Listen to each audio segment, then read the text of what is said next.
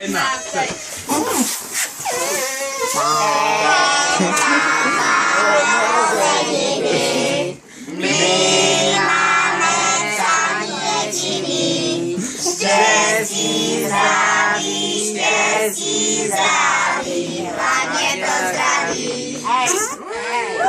to zdraví.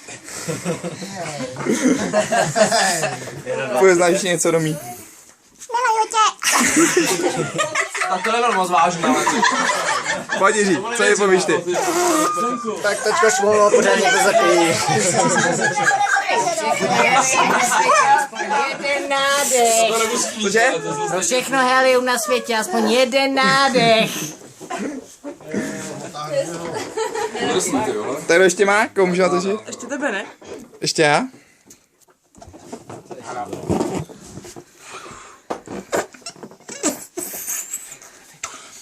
Já jsem z toho úplně šťastný teda, že jste mi takhle zaspívali, to se mi stalo poprvé v životě, já jsem z toho strašně rád, tak vám moc děkuju, že mám teda to štěstí, zdraví, moc děkuju, já to super. A já už nevím, co mám povídat.